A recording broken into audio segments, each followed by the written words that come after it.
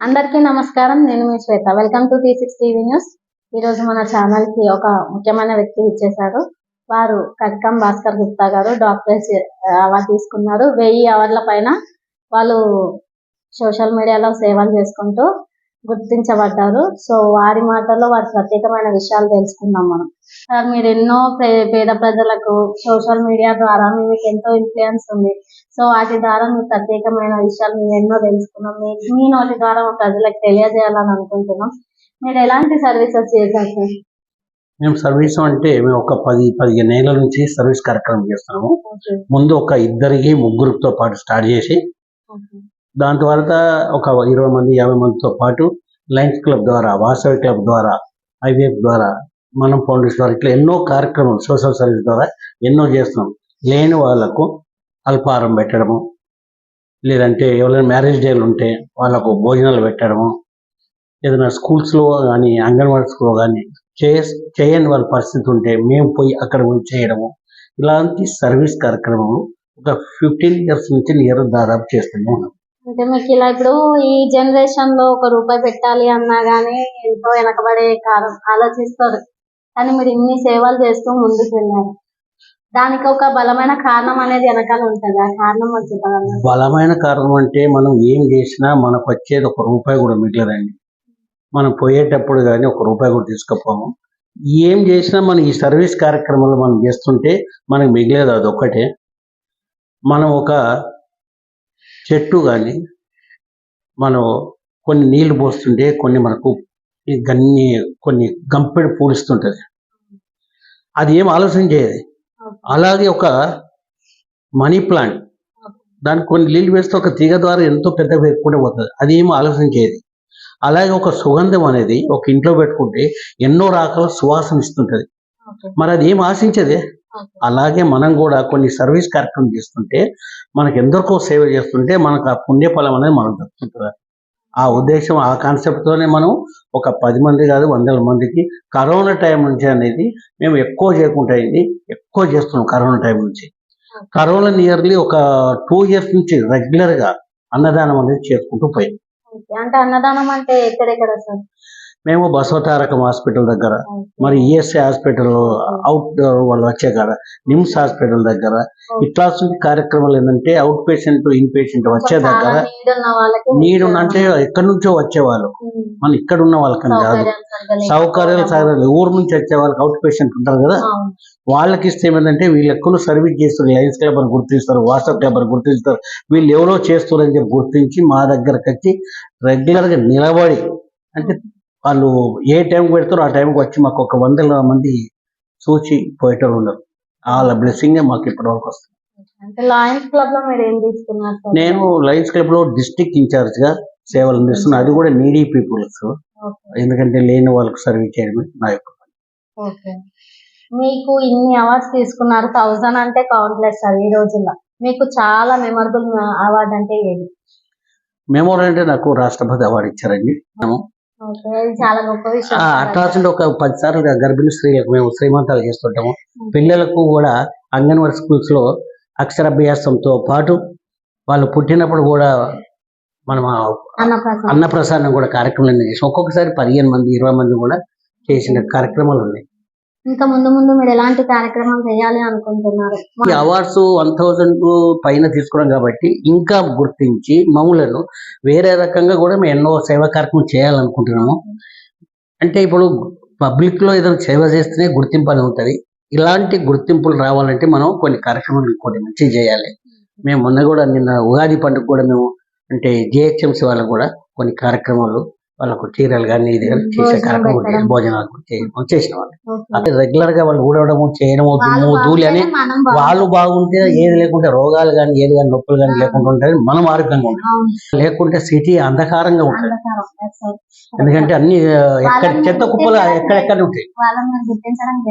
అంటే ఇప్పుడు గుర్తించడం అంటే మేడం వాళ్ళు బాగుంటే మనం బాగుంటాం. సార్, ఇది ఇప్పుడు లయన్స్ క్లబ్ లో మీరు అవార్డు తీసుకున్నారు, దానికి మెమొరీ ఏంటి? దానికి మెమొరీ అంటే మేడం ఒక్కటి చేస్తే మనకు విలువ ఉంటుంది కాబట్టి ఒక గ్రూప్ ద్వారా చేస్తే ఎంతో మందికి మనం సేవ చేయగలుగుతాము. అది ఎటువంటి సేవ మీరు చేశారా? ఒక్కటం లేదు మేడం, వాళ్ళకు అంటే ఒక అంగన్వాడీ స్కూల్స్లో వాళ్ళకు కుక్కర్ కావాలన్నారు, ఒక బీరువా కావాలన్నారు, వాళ్ళకు భోజనాలు కావాలంటే ప్లేట్ కావాలన్నారు, బల్పాలు బల్కలు ఇట్లా వస్తుంది. కొందరి హాస్పిటల్స్లో పేమెంట్ అంటే బిల్లు కొన్ని డెలివరీ అయిన పేమెంట్ కూడా ఉంటారు, వాళ్ళు చేయని పరిస్థితి ఉంటారు, చాలా గరీబులు ఉంటారు. వాళ్ళకి మేము పోయి డాక్టర్తో మాట్లాడి వాళ్ళకి ఫీజు కూడా తక్కువ చేపించి మా లయన్స్ క్లబ్ ద్వారా కూడా కొన్ని ఇచ్చినవి ఉన్నాయి. అలాగే మరి కొన్ని మెడికల్ క్యాంపులు, ఫ్రీ మెడికల్ క్యాంపులు పెట్టిస్తాం. అంటే మెడికల్ క్యాంపులు అంటే ఎలాంటి కేసెస్? మెడికల్ క్యాంపులు అంటే ఇప్పుడు బీపీ, షుగర్, హార్ట్, కొందరికి లంగ్స్ ప్రాబ్లమ్స్ ఉన్నా, ఏదైనా క్యాన్సర్ అవేర్నెస్ ప్రోగ్రామ్స్. క్యాన్సర్ అంటే ఇప్పుడు చాలా ఆడవాళ్ళకి వస్తుంటాయి కాబట్టి మగవాళ్ళకన్నా మగవాళ్ళు అనేది అంటే ఓన్లీ సిగరెట్ గుట్కా తింటారు, కానీ కొన్ని తెలియని విషయాలు లేడీస్ ఉంటాయి. ఆ ద్వారా కూడా అవేర్నెస్ ప్రోగ్రామ్స్ కొన్ని స్కూల్స్లలో మరి హాస్పిటల్స్లో మేము పోయి బస్తీలలో బ్యానర్ పెట్టి కూడా లయన్స్ క్లబ్ ద్వారా అని చెప్పి కొన్ని సంఘాలు ఉంటాయి, సీనియర్ సిటిజన్ అని వేరే దగ్గర, అక్కడ మేము హాస్పిటల్స్ పర్పస్ పెట్టి అవేర్నెస్ ప్రోగ్రామ్స్ మేము పెట్టిస్తున్నాం. దానివల్ల కూడా వాళ్ళకి కొద్దిగా అవగాహన కలిగి కొద్దిగా మంచి జరుగుతున్న ఉద్దేశంతో లయన్స్ క్లబ్ ద్వారా చేస్తున్నాం. మేము చేసే కార్యక్రమాలన్నీ ఇంటర్నేషనల్ అమెరికా దాకా ఈ యొక్క కార్యక్రమాలన్నీ పోతుంది. ఇప్పుడు మామూలుగా మీరు మెడికల్ క్యాంప్ పెట్టారు. సపోజ్ ఇప్పుడు ఒక పర్సన్ కి చాలా డెప్త్ ఏదో సీరియస్ అనేది బయటపడింది రిజల్ట్, సో అటువంటి వాళ్ళకి మీరు ఎలాంటి రియాక్షన్ ఇస్తారు? అంటే ఇప్పుడు కొన్ని రియాక్షన్ అంటే అంటే లయన్స్ క్లబ్ ద్వారా కొన్ని క్యాన్సర్ అవేర్నెస్ ప్రోగ్రామ్ పెట్టినప్పుడు వచ్చినప్పుడు మేము వాళ్ళకు రెఫర్స్ డాక్టర్ చేస్తారు, ఏ హాస్పిటల్ పోవాలో ఎక్కడ పోవాలా. ఈ లయన్స్ క్లబ్ ద్వారా కూడా ఫ్రీ చేసే కొన్ని హాస్పిటల్స్ ఉన్నాయి. ఇప్పుడు ఎగ్జాంపుల్ చెప్తున్నా, కొన్ని కార్యక్రమం ఉన్నప్పుడు కొన్ని ఒక 5,000 6,000తో పనిచేసే కార్యక్రమం ఉంటుంది. మా లయన్స్ క్లబ్ మెంబర్ కానీ మా ద్వారా పోతే ఒక 2,000కి అయ్యే పని కూడా ఉంటుంది. ఆ ద్వారా వాళ్ళకు కొద్దిగా ఫీజు అన్న తగ్గుతుందని చెప్పి ఉద్దేశంతో బీద వాళ్ళకు ఉన్న వాళ్ళకి కానీ లేని వాళ్ళకి కానీ, ఇప్పుడు ఎగ్జాంపుల్ చెప్తున్నా, మనకు దుర్గాబాయి దేశముఖ్, అందులో మేము హాస్పిటల్ ద్వారా పంపించిన వాళ్ళకి తక్కువ రేటు తీసుకుంటాం. మేము కొన్ని డబ్బులు వేసి అక్కడ కొన్ని లక్షలు ఖర్చు పెట్టి లయన్స్ క్లబ్ ద్వారా అక్కడ ఒకటి పెట్టారు. ఈ సేవల్లో మీరు ఎవరైనా పిల్లల్ని చదివించడం కానీ ఇలాంటి కార్యక్రమం చేశారా? పిల్లలు చదివించడం ఫీజు కడతామండి. స్కూల్స్ బుక్స్, స్కూల్ పెన్నులు టర్మ్ మొత్తం కట్టేస్తామండి. మేము ప్రిన్సిపాల్ మేడం దగ్గర పోయి కొన్ని గవర్నమెంట్ అండర్టేకింగ్ గవర్నమెంట్ స్కూల్స్ ఉంటాయి, వాళ్ళకి ఎంత ఉంటే ఫీజు ఒకసారి పోయి. ఎక్కడ నుంచి టీచర్స్ గురించి సార్, ఇప్పుడు మీరు ఇన్ని కార్యక్రమాలు చేశారు కదా, నేను ఒక ప్రత్యేకమైన కార్యక్రమం గురించి మిమ్మల్ని అడగాలనుకుంటున్నాను. ఇన్ని చేసినారు కదా మీరు, మామూలుగా పిల్లల్ని చదివించడం, ఈ జనరేషన్ లో చదువు అంటే చాలా ప్రిఫరెన్స్ ఉంటాయి, చదువుకుంటేనే ఏదైనా అన్నది, అలా చదివించడం కానీ పిల్లల్ని అడాప్ట్ చేసుకోవడం కానీ అలాంటివి మేము అడాప్ట్ చేసుకోం మేడం. అడాప్ట్స్ ఉన్న కొన్ని సెంటర్లకు మేము పంపిస్తూ వాళ్ళను. స్కూల్స్లలో ఇప్పుడు ఏముందంటే కొన్ని అండర్టేకింగ్ ఉంటాయి, కొన్ని గవర్నమెంట్ స్కూల్స్ ఉంటాయి. గవర్నమెంట్ స్కూల్స్ కూడా మినిమం ఫీజు ఉంటుంది. మేము ప్రిన్సిపాల్ దగ్గరికి పోయి వాళ్ళకి ఎంత ఫీజు కట్టేదో సంవత్సరం ఒకసారి ఫీజు కట్టేసి ఆ కార్యక్రమం చేసి స్కూల్లో ఈ అవేర్నెస్ ప్రోగ్రామ్ చేస్తుంటాం. పుస్తకాలు నేను వాళ్ళకి పుస్తకాలు కొనిస్తాము, వాళ్ళకి స్టేషనరీ కొనిస్తాము, కొన్ని కిట్లు కొనిస్తాము. ఆ గవర్నమెంట్ స్కూల్స్ లో ఏంటంటే అందరూ టయానికి ఇవ్వలేకపోతారు కదా, కొన్ని గవర్నమెంట్ స్కూల్స్ లో సాక్స్, బూట్స్ ఎందుకంటే అవి ఉండేవి, వాళ్ళకి చిన్నగా వాళ్ళు గుర్తించి మేము టీచర్కి పోయి ముందు వారం రోజుల ముందు పోయి ఎంతమంది ఉన్నారు, ఎంత క్లాస్ ఉంది, ఎంతమంది ఉన్నారు తెలుసుకొని వాళ్ళకి అన్ని బడ్జెట్ బట్టి తగ్గట్టు మేము వాళ్ళకి తీసుకుపోయి ఇచ్చేస్తాం. ఎడ్యుకేషన్ ఎంతవరకు మీరు మోటివేట్ చేసినారు? ఎడ్యుకేషన్ ఎంత చేసినా తక్కువ మేడం, ఎందుకంటే ప్రతి ఒక్కరు ఎడ్యుకేషన్ ఇవ్వాలి. రేపు మనం ఒక 10 years కానీ 15 years తలకాయ దించి చదివిపిస్తే ఒక 80 ఏళ్ళ దాకా తల ఎత్తి తిరిగి చదివేంత చదువుకోవచ్చు, వాళ్ళు బతకగలుగుతారు.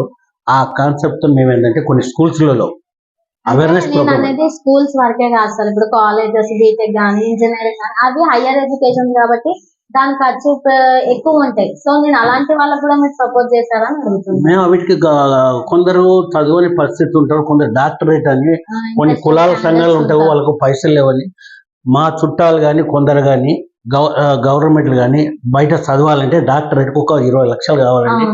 ఫ్రీ సర్వీస్ వాళ్ళకి వచ్చినప్పుడు మేము వాళ్ళకు ఫీజులు ప్లస్ వాళ్ళకి బుక్స్, వాళ్ళకు ఒక కోటు, వాళ్ళకి కావాల్సిన స్టెథోస్కోప్ కూడా కొన్ని ఇచ్చిన సందర్భాలు ఉన్నాయి. వాళ్ళు మళ్ళీ మాకు వచ్చి కూడా చాలా ధన్యవాదాలు చెప్పి కొన్ని పైసలు కూడా ఇచ్చిపోయిన సంఘటన ఉన్నాయి. చాలా పెద్ద మాట కదా సార్ మరి. వాళ్ళు చదివిస్తే ఇప్పుడు ఎందుకంటే- కూడా డాక్టర్ అయ్యి ఇప్పుడు పల్లెటూరులో చేసి మా పేరు చెప్పగానే మాకు ఎదురుగా నిలబడరు. అట్లా కార్యక్రమం చేసినందుకు మాకు చాలా గొప్పగా అనిపిస్తుంది. ఇప్పుడు మన వాసవి క్లబ్ ఉంది సార్, అందులో కూడా మీరు అవార్డు తీసుకొని ఉన్నారు. సో దానికి కూడా మీరు చేసిన సేవా కార్యక్రమాలు గుర్తించి ఇచ్చారు. సో దాంట్లో మీ మెమొరీ చెప్పగలరా? వాస క్లబ్లో ఎన్నో కార్యక్రమం చేస్తున్నాం మేము. లయన్స్ క్లబ్ అనేదేమో అమెరికా నుంచి వచ్చి ఇక్కడ స్థాపించిన కొన్ని క్లబ్లు ఉన్నాయి. వాసవి క్లబ్ ఏమో ఇక్కడ నుంచి తీసుకుపోయి వేరే కంట్రీలలో స్థాపించినవి. వాసవి క్లబ్లో మేము ఎన్నో సేవా కార్యక్రమం 1,00,00,000 కోట్లు సర్వీస్ కార్యక్రమాలు చేస్తారు. ఓకే. వాళ్ళ అనుచర ప్రకారం క్యాలెండర్ ఈవెంట్స్ అని ఉంటాయి. ఆ క్యాలెండర్ ఈవెంట్స్ ప్రకారం ఏమేమి చేయాలో అవన్నీ మేము స్కూల్స్లో కానీ, గవర్నమెంట్ స్కూల్స్లో కానీ, పక్కకు కానీ, వేరే వాళ్ళు కానీ, రైతులకు కానీ, సోల్జర్స్ కానీ, మనకు సైనికులకు కానీ ఇవన్నీ కార్యక్రమం చేపడుతుంటాము. చెట్టు సోల్జర్స్ కూడా చేశారా సార్? చేస్తున్నాం. సోల్జర్స్ కి ఎటువంటి కార్యక్రమాలు చేశారు? వాళ్ళకు అంటే కార్యక్రమం బార్డర్లు ఉన్నప్పుడు వాళ్ళకు తిండి దొరకది, ఆరోగ్యం దొరకది, ఫ్యామిలీ దొరకది, కొందరికి ఫుడ్ దొరకది, మెడిసిన్ దొరకాయి. ఓకే. వాళ్ళకు కూడా వీటికి చెద్దర్లు, దుప్పట్లు, వాళ్ళకు సంబంధించిన కొన్ని కార్యక్రమం మాకు వాళ్ళు వాంటింగ్ ఉంటుంది ఇది చేయాలని. ఓకే. ఆ టోపీలు కానీ, అంగీలు కానీ, షర్ట్లు కానీ, చలికి సంబంధించిన షటర్లు కానీ వాళ్ళకి ఓకే. ఇచ్చేస్తాం. ఓకే. కొన్ని ఇప్పుడు పర్యావరణానికి కూడా సంబంధించిన కార్యక్రమాలు కూడా చేస్తుండే వాసవి క్లబ్ ద్వారా. పర్యావరణానికి ఎట్లా అంటే కొన్ని మేము చెట్టుకు సంబంధించిన కొన్ని విత్తనాలు నాటిడానికి ఓకే. కొన్ని బౌల్స్ తయారు చేసి ఓకే. మేము అక్కడక్కడ వెదజేస్తాం. కొన్ని లక్షలు అయ్యారు. ఓకే. ఆ ప్రోగ్రామ్ కూడా మా దగ్గర క్యాలెండర్ ఆఫ్ ఈవెంట్స్లో ఉంది. ఓకే. అది తయారు చేసి వాళ్ళకి ఇచ్చేస్తాం. మా క్లబ్ మెంబర్స్ అంతా తయారు చేస్తే మా గవర్నర్ కూడా ఆ గవర్నర్ ద్వారా ఇంటర్నేషనల్ ద్వారా అన్ని ఆ కార్యక్రమం చేస్తాం. అట్లా కూడా నాకు ఎన్నో కార్యక్రమాలలో అవార్డ్స్ వచ్చినాయి. ఇప్పుడు మామూలుగా మీరు సేవలు చేసినారు, ఈ సేవల వల్ల మీరు అది అవార్డ్స్ తీసుకున్నారు, ఇది ఒక గొప్ప విషయం. సో ఇన్ని సేవలు చేస్తుంటారు, మీకు ఇష్టమైన సేవ ఏది ఇందులో? మాకు అన్న ప్రసన్నం అంటే అన్న ప్రసన్నం ఒకటి, అన్నదాన సేవ ఎక్కువ ఉంటుంది. అన్నదాత సుఖీ భవ అన్నమాట. అది ఒక్కటే మాకు కాన్సెప్ట్ ఏంటంటే ఎంత పెట్టినా చాలు అనేది ఒక్కటే అన్నం. అవును. డబ్బులు ఎవరికైనా ఇచ్చామనుకో 10 ఇస్తే ఇంకా 50 అంటారు, 50 అంటారు, 2,000 అడుగుతారు, 2,000 అంటే 10,000 అడుగుతారు. కాబట్టి ఒక అన్నమే మనం పెట్టినా కానీ తిన్నంటే చాలు అంటారు. అది ఒక్కటే మాకు, అది నారాయణ సేవ అనుకునే ఉద్దేశంతో అన్నదానమే ఎక్కువ మేము ప్రిఫరెన్స్ ఇస్తాం. ఓకే. మంత్లీ 2-3 టైమ్స్ కంపల్సరీ అన్నదానం అనేది జరుగుతుంటుంది. ఒకసారి 10 టైమ్స్ కూడా అయితే అమ్మా, 10 సార్లు కూడా అవుతాయి. ఓకే. వాసవి క్లబ్ ద్వారా కాకుండా, లయన్స్ క్లబ్ ద్వారా కాకుండా, ఓకే. హెల్పింగ్ హ్యాండ్స్ ద్వారా అయితే రోజు బ్రేక్ఫాస్ట్ 4 గంటల సంది జరుగుతుందండి. ఓకే. ఇప్పుడు నేను అంటే మార్నింగ్ ఈవినింగ్ నిమ్స్ హాస్పిటల్ దగ్గరను ప్లస్ ఈఎస్ హాస్పిటల్ దగ్గర నేను ఈ మధ్య పోతలేను. మా మన్మర స్కూల్ పోయింది కాబట్టి పోతలేను. మా వాళ్ళు క్లబ్ వాళ్ళు పోతారు, అక్కడ సర్వీస్ చేస్తుంటారు. నేను ఒక 4-5 years కంటిన్యూగా పోయాను రెగ్యులర్గా మార్నింగ్ 7 to 9. ఓకే. సార్ ఇప్పుడు ఇన్ని సేవలు చేసుకుంటూ వస్తున్నారు, ఇన్ని సేవలు చేసినా కూడా నాకు రీసెంట్ గా వచ్చిన టాక్ ఏంటంటే నా రాజకీయాల్లో కూడా మీరు ఎంట్రీ ఇచ్చారు, కాంగ్రెస్ లీడర్ అని నేను విన్నాను. అది నిజమేనా సార్? నిజమే, కాంగ్రెస్ లో చేస్తున్న సేవ కూడా మేము కొన్ని కార్యక్రమాలు చేస్తున్నాము. ఓకే. వాళ్ళు ఇస్తే తప్పకుండా చేస్తాం. ఎందుకంటే రాజకీయంలో మన వయసులో చాలా తక్కువ మంది వచ్చేది. ఓకే. వాళ్ళు మాకు అనిపించింది ఏంటంటే గల్లీ నుంచి ఏది ఇచ్చినా, ఢిల్లీ వరకు ఏ పదవి ఇచ్చినా తీసుకొని దాన్ని చేయాలని మాకు కోరిక ఉంది. వాళ్ళు ఇస్తా అంటే కార్పొరేట్ నిలబడడానికి మేము రెడీ ఉన్నాము.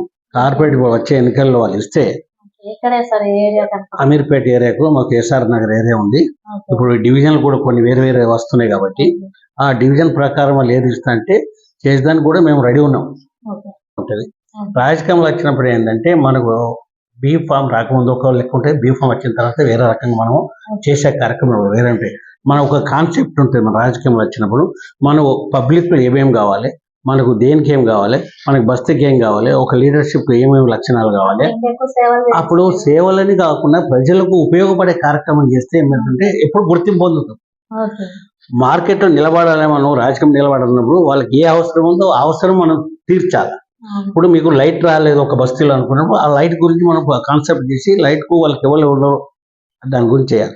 ఒక వాటర్ రాలేదు, ఒక డ్రైనేజ్ నిండి, దాని గురించి మన యొక్క సేవాభావకంగా అనుకోని కార్యక్రమం చేస్తే మనం ఎప్పుడు గుర్తింపు పొందుతాం, ప్రజల్లో ఉంటాం, వాళ్ళు మనకు కంపల్సరీ గెలిపిస్తారు. అది ముందు నుంచి మేము కార్యక్రమం చేయాలని మేము ప్లాన్ ఉన్నది. మా కాన్సెప్ట్ ఏంటంటే ప్రజల్లో ఉండి అట్లాంటి కార్యక్రమం చేసి ఓటు రాని వాళ్ళకి ఓటు వాళ్ళకి కల్పించడానికి, ఒకవేళ మనకు బస్తీలలో ఏం సమస్యలు ఉన్నాయి, ఓకే. ఇది ఒకవేళ నోటిఫికేషన్ వచ్చినాక మా ప్లానింగ్ ప్రకారము ఒక లిస్ట్ ప్రకారం దాని ప్రకారము మా ప్రపోజల్ తీసుకొని పోవాలనే ఉద్దేశంతో ఉన్నది. ఒక రాజకీయ నాయకుడికి ఉండే లక్షణాలు ఏంటి? రాజకీయ లక్షణాల కంటే మనం సాఫ్ట్గా ఉండాలి, మనం అనుకునే వాళ్ళకి చెప్తుండాలి, మనం అనుకునే వాళ్ళకి ఏముందో చేస్తే మనం కంటిన్యూగా చెయ్యాలి. ఇప్పుడు చెప్పి రేపు చేస్తాంటే కలవది. మనం వాళ్ళకు డబ్బులు తిన్నా కానీ తినకున్నా కానీ ఏది ఉన్నో వాళ్ళకు మంచిగా అంటే మంచి మాటతోని వాళ్ళకి చెప్పి చేసుకుంటే వాళ్ళు ప్రజలు మన దిక్కే ఉంటారు. ఓకే.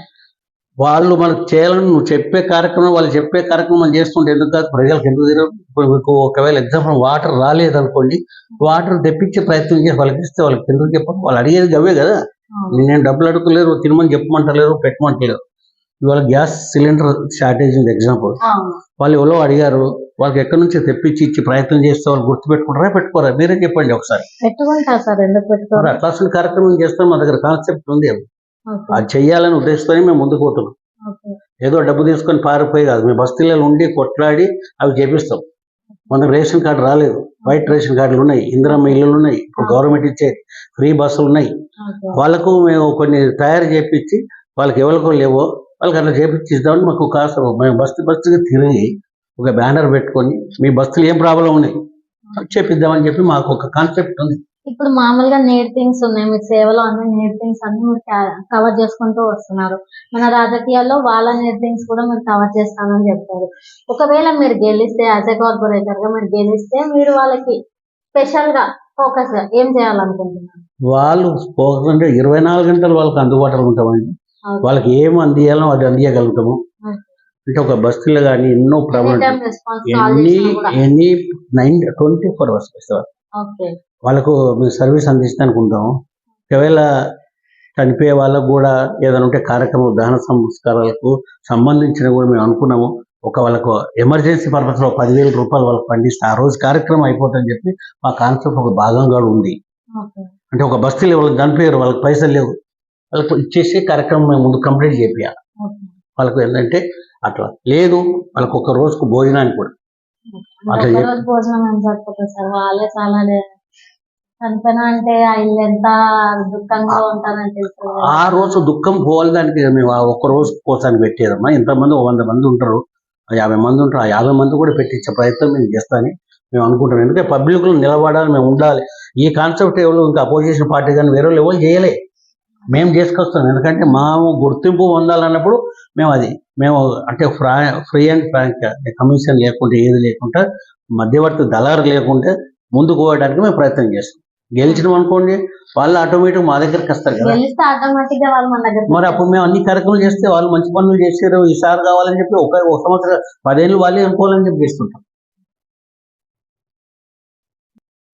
అవార్డు లెక్కేసి సార్ మీకు ఈ అవార్డులు వచ్చినాయి, పైన వచ్చాయి, అవి ఎట్లా మీరు నోట్ చేసుకుంటా నాకు అర్థం కావట్లేదు మేడం. ఇప్పుడు మనం చేసిన కొద్దీ పాలల్లో వెన్నె దాగి ఉంటుంది, అది దీపానికి పనికిరావు, దాన్ని మరిగించి చేస్తే వెన్న వస్తుంది. ఆ వెన్న ద్వారా మన దీపం ఒక్కటి ముట్టిస్తే ఆ ఒక్క దీపం ద్వారా 100,000 ముట్టియగలుగుతాం. అలాగే నేను కొన్ని ముఖ్యమైన చెప్పగలుగుతా.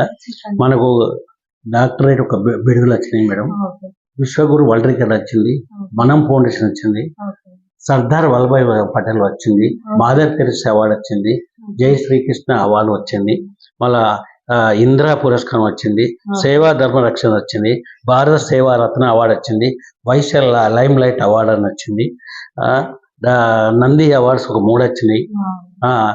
ఇది డాక్టర్ సర్వపల్లి రాధాకృష్ణ, ఎందుకంటే మేము మోటివేషన్ చేసినందుకు సర్వపల్లి రాధాకృష్ణ అవార్డు వచ్చింది, మహాకవి గుర్రం జాస్ అవార్డు వచ్చింది, ఎన్టీఆర్ విశిష్ట అవార్డు వచ్చింది, నటభూషణ శోభన్ బాబు అవార్డు వచ్చింది, Mahatma Gandhi global peace award వచ్చింది, బుక్ ఆఫ్ కింగ్స్ రికార్డ్ వచ్చింది, జోస్ నంది అవార్డు వచ్చింది, జవహర్లాల్ నెహ్రూ నంది అవార్డు వచ్చింది, జవహర్లాల్ నెహ్రూ నేషనల్ అవార్డు వచ్చింది, పాన్ ఇండియా అవార్డు.